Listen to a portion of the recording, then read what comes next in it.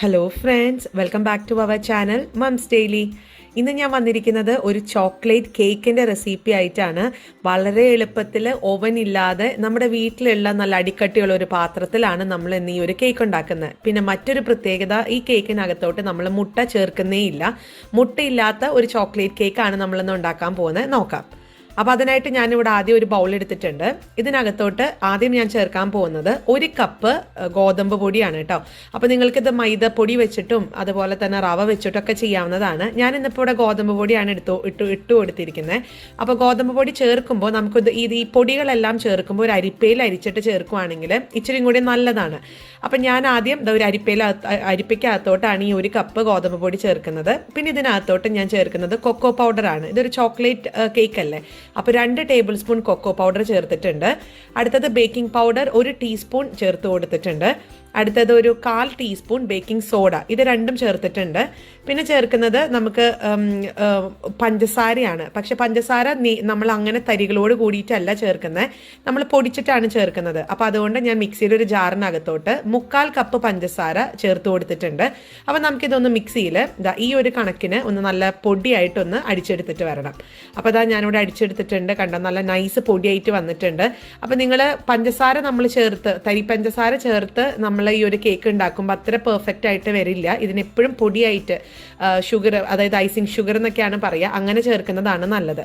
അപ്പോൾ അങ്ങനെ അടിച്ചു വെച്ചിട്ടുള്ള പഞ്ചസാര 1/4 കപ്പ് വരുന്ന അളവിലുള്ള പഞ്ചസാര ഞാൻ അരിപ്പയ്ക്കകത്തോട്ട് ചേർത്ത് കൊടുക്കുന്നുണ്ട്. അടുത്തത് ഇതിനകത്തോട്ട് ഒരൊറ്റ നുള്ളു ഉപ്പ്, കൂടരുത്, നമുക്ക് മധുരമൊക്കെ ഒന്ന് ബാലൻസ് ചെയ്യാൻ വേണ്ടിയിട്ട് മാത്രം ചേർത്ത് കൊടുക്കാം. ഇനി നമുക്കിതൊന്ന് നന്നായിട്ടൊന്ന് അരിച്ചെടുക്കണം. ഇത് നിങ്ങളുടെ കയ്യിൽ സമയമൊക്കെ ഉണ്ടെന്നുണ്ടെങ്കിൽ ഒരു 2-3 തവണ അങ്ങോട്ടും ഇങ്ങോട്ടൊക്കെ അരിച്ചെടുത്തു കഴിഞ്ഞാൽ നല്ലതാണ്. കാരണം ഈ ബേക്കിംഗ് പൗഡറും ബേക്കിംഗ് സോഡയൊക്കെ എല്ലായിടത്തും ഒരുപോലെ ഒന്ന് എത്താൻ വേണ്ടിയിട്ടാണ് നമ്മൾ ഇതുപോലെ ഒന്ന് അരിച്ചെടുക്കുന്നത്. അപ്പോൾ ഞാൻ ഇതൊന്ന് അരിച്ചെടുത്തിട്ട് വരാം. അങ്ങനെ ലാസ്റ്റ് വരുമ്പോൾ നമുക്ക് കൊക്കോ പൗഡറിൻ്റെ ചെറുതായിട്ട് ഇങ്ങനെ കട്ട കിടക്കുന്നുണ്ടാവും. അതൊരു സ്പൂൺ വെച്ചിട്ടൊന്ന് അമർത്തി കൊടുത്താൽ മതിയാവും. അപ്പോൾ അതങ്ങനെ പൊടിയായിട്ട് വരുന്നോളും. ഇനി നമുക്ക് ഇതെല്ലാം കൂടെ ഒന്നും കൂടെ ഒരു സ്പാച്ചുല വെച്ചിട്ടോ സ്പൂൺ വെച്ചിട്ടോ ഈ പൊടികൾ ഒന്നും കൂടെ മിക്സ് ചെയ്യണം. ഇനിയിപ്പോൾ ഇങ്ങനെ മിക്സ് ചെയ്യണമെന്നൊന്നുമില്ല, നിങ്ങൾ ഒന്നും കൂടെ വേറൊരു പാത്രത്തിലോട്ട് ഞാൻ നേരത്തെ പറഞ്ഞ പോലെ 2-3 തവണ അരിച്ചു കഴിഞ്ഞാൽ അതാണ് ഏറ്റവും നല്ലത്. പക്ഷെ ഞാൻ ഇന്നിപ്പം ജസ്റ്റ് ഒന്ന് സ്പൂൺ വെച്ചിട്ടൊന്ന് മിക്സ് ചെയ്യുന്നേ ഉള്ളൂ കേട്ടോ. അപ്പോൾ പെട്ടെന്നൊന്ന് മിക്സ് ചെയ്തെടുക്കുന്നുണ്ട്. അങ്ങനെ നമ്മുടെ ഡ്രൈ ഇൻഗ്രീഡിയൻസ് ഇവിടെ റെഡിയാണ്. ഇങ്ങനെ പൊടികളിനൊക്കെ പറയുന്ന പേരാണ് ഡ്രൈ ഇൻഗ്രീഡിയൻസ്. ഇനി നമുക്ക് വേറൊരു ബൗൾ എടുക്കുക. ഇതിനകത്തോട്ടാണ് വെറ്റ് ഇൻഗ്രീഡിയൻസ് ചേർക്കുക, അതായത് പാല്, ഓയിൽ, അങ്ങനത്തെ കാര്യങ്ങൾ. അപ്പം നമുക്ക് ഇനി എടുക്കാൻ പോകുന്നത് 1/4 കപ്പ് പാലാണ് എടുക്കുന്നത്. തിളപ്പിച്ച് ചൂടാറിയിട്ടുള്ള പാലാണ് എടുക്കുന്നത്. അപ്പം ഞാൻ ആദ്യം 1/2 കപ്പിൻ്റെ മെഷർമെൻറ്റ് കപ്പാണ് എടുത്തിരുന്നത്. പിന്നെ ഇപ്പം ചേർക്കുന്നത് 1/4 കപ്പിൻ്റെ മെഷർമെൻറ്റ് കപ്പ്. അങ്ങനെ മൊത്തം 1/4 കപ്പ് പാല് ചേർത്ത് കൊടുക്കുന്നുണ്ട്. പാല് എപ്പോഴും റൂം ടെമ്പറേച്ചറിലുള്ള പാലായിരിക്കണം കേട്ടോ. ഒരിക്കലും ഫ്രിഡ്ജിൽ നിന്ന് നേരിട്ട് എടുത്തിട്ടുള്ള പാൽ ഉപയോഗിക്കരുത്. ഇനി ഇതിനകത്തോട്ട് 1/4 കപ്പ് ഓയിൽ, ഞാനിവിടെ സൺഫ്ലവർ ഓയിലാണ് ചേർത്ത് കൊടുക്കുന്നത്. നിങ്ങൾക്ക് വേണമെന്നുണ്ടെങ്കിൽ ഇതിന് പകരം ഒലീവ് ഓയിലൊക്കെ ചേർത്ത് കൊടുക്കാം. ഇനി നമുക്ക് 1 ടീസ്പൂൺ നാരങ്ങയുടെ നീരാണ് ചേർക്കുന്നത്. നിങ്ങൾക്ക് നാരങ്ങയുടെ നീരിന് പകരം 1 ടീസ്പൂൺ വിനാഗിരി ആണെങ്കിലും ഉപയോഗിക്കാം. അപ്പോൾ ഇത് എല്ലാം ചേർത്ത് ഒരു സ്പൂൺ വെച്ചിട്ട് നമുക്ക് ഒന്നും കൂടെ ഒന്ന് മിക്സ് ചെയ്ത് കൊടുക്കണം.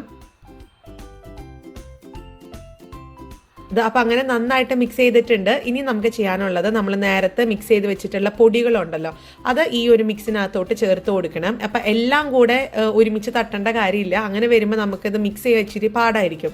അപ്പോൾ കുറേശ്ശെ തട്ടി നമുക്ക് ഇതിനകത്ത് ആദ്യം ഈ ഒരു പൊടിയെല്ലാം പാലിൽ മിക്സ് ചെയ്തതിന് ശേഷം നമുക്ക് അടുത്ത പൊടി ചേർത്ത് അങ്ങനെ കുറേശ്ശെ ചേർത്ത് ഇതൊന്ന് മിക്സ് ചെയ്തെടുക്കാം.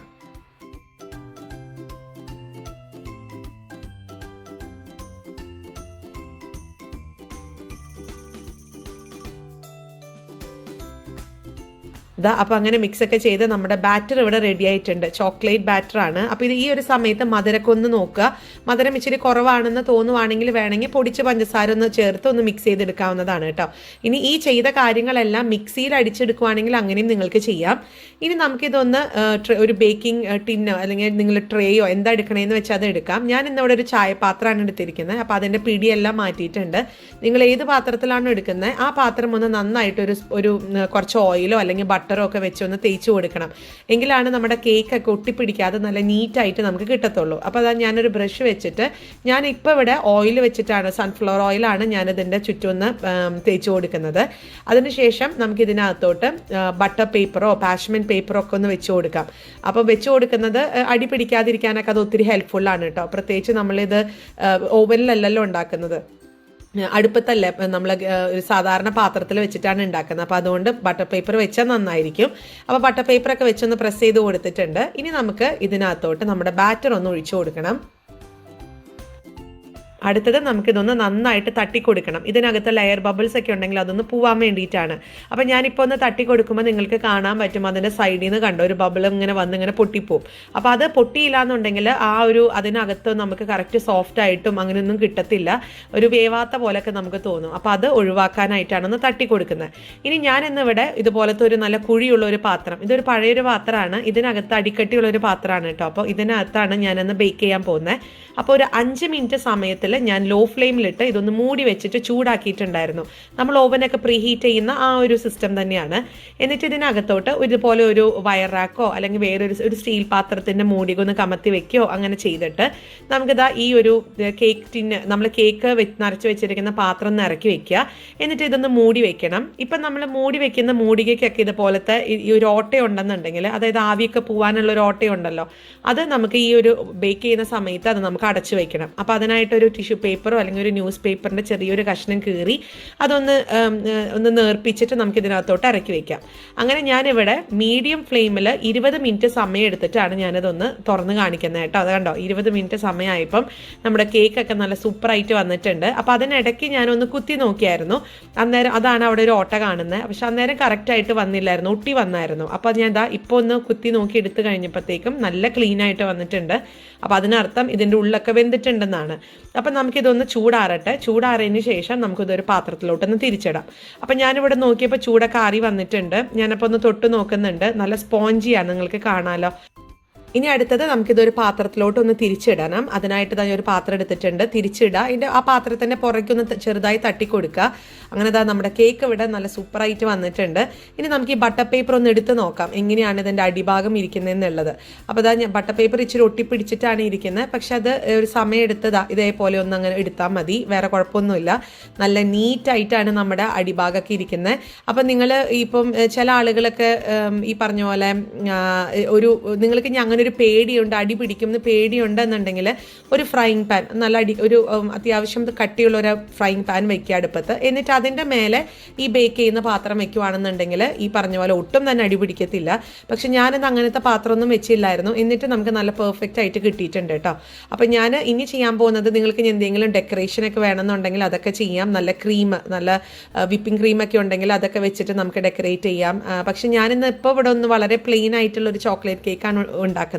അപ്പോൾ അതുകൊണ്ട് ഇതിൻ്റെ മേലെ ജസ്റ്റ് ഒരു ഡെക്കറേഷന് വേണ്ടി അല്പം ചെറി വെച്ച് കൊടുക്കുന്നുണ്ട്. അങ്ങനെ വേണം എന്നൊന്നുമില്ല, ജസ്റ്റ് ഒരു ഫോട്ടോയ്ക്ക് ഭംഗിക്ക് വേണ്ടിയിട്ട് മാത്രമാണ്. നല്ല സൂപ്പർ കേക്കായിട്ട് വന്നിട്ടുണ്ട് കേട്ടോ. ആർക്കും ഉണ്ടാക്കാവുന്ന ഒരു കേക്കാണ്. എൻ്റെ അടുത്ത് കുറേ പേരെ റിക്വസ്റ്റ് ചെയ്യുന്നത് ചോക്ലേറ്റ് കേക്ക് മുട്ടയില്ലാണ്ടുള്ള ഒരു കേക്ക് ഉണ്ടാക്കണം എന്നുള്ളത്. അപ്പോൾ ഇന്ന് അങ്ങനത്തെ ഒരു കേക്കാണ് നിങ്ങളുടെ റിക്വസ്റ്റ് പ്രമാണിച്ച് അങ്ങനെ വെച്ചിട്ടുണ്ട്. അപ്പോൾ എല്ലാവരും ട്രൈ ചെയ്ത് നോക്കാം. ഇതിന് വേണ്ടി വലിയ ബേക്കിംഗ് ടൂൾസ് ഒന്നും വേണ്ട, നമ്മുടെ വീട്ടിലുള്ള കൊച്ചു കാര്യങ്ങൾ മാത്രം മതി. ഇനിയിപ്പോൾ ഇത് ചോക്ലേറ്റ് വേണ്ട എന്നുണ്ടെങ്കിൽ നിങ്ങൾക്ക് ആ നമ്മൾ കൊക്കോ പൗഡർ ചേർത്തത് സ്കിപ്പ് ചെയ്താൽ മതി. അപ്പോൾ അത് ഒരു നോർമൽ കേക്ക് ആവും. പക്ഷേ കൂടെ ഇതിനകത്ത് വാനില എസൻസ് ചേർക്കണം, എങ്കിലാണ് നമുക്കൊരു വെനില സ്പോഞ്ച് കേക്കിൻ്റെ ഒരു ടേസ്റ്റ് ഉണ്ടാവത്തുള്ളൂ. അപ്പം അത്രയേ ഉള്ളൂ. ഞാൻ കേക്കൊക്കെ മുറിച്ചെടുത്തിട്ടുണ്ട്. നല്ല സ്പോഞ്ചി ആയിട്ടുള്ള കേക്കാണ്. പിന്നെ കേക്ക് എന്നൊക്കെ പറയുന്നത് എപ്പോഴും ചൂടോടെ കൂടെ കഴിക്കരുത്. അത് കുറച്ച് ചൂടൊക്കെ ആറി ഒരു 1-2 ദിവസമൊക്കെ ഒരു ദിവസമൊക്കെ കഴിയുമ്പോഴത്തേക്കുമാണ് നമ്മുടെ കേക്കിൻ്റെതായ ഒരു ടേസ്റ്റും ആ ഒരു ടെക്സ്ചറൊക്കെ കറക്റ്റായിട്ട് കിട്ടത്തുള്ളൂ. അപ്പോൾ കുറച്ച് നേരമെങ്കിലും അത് മാറ്റി വെക്കണം. ചൂടൊക്കെ ആറി കംപ്ലീറ്റ്ലി മാറിയതിന് ശേഷം കഴിക്കാൻ നോക്കുക. നല്ല സ്വാദായിരുന്നു, മധുരമൊക്കെ കറക്റ്റായിരുന്നു. അതുപോലെ തന്നെ നമ്മളെടുത്തിരിക്കുന്ന ആ ഒരു പാലും ഓയിലും ഒക്കെ കറക്റ്റ് അളവ് തന്നെയായിരുന്നു. അപ്പോൾ എല്ലാവരും ട്രൈ ചെയ്തിട്ട് ഇഷ്ടപ്പെടുവാണെങ്കിൽ ലൈക്ക് ചെയ്യുക, ഷെയർ ചെയ്യുക, കമൻറ്റ് ചെയ്യുക. അതുപോലെ നമ്മുടെ ഈ ചാനൽ ആദ്യമായിട്ടാണ് കാണുന്നതെങ്കിൽ സബ്സ്ക്രൈബ് ചെയ്യാനും മറക്കരുത്. അപ്പോൾ അടുത്തൊരു വീഡിയോ ആയിട്ട് നമുക്ക് ഉടനെ കാണാം. അൻറ്റിൽ ദെൻ ബൈ.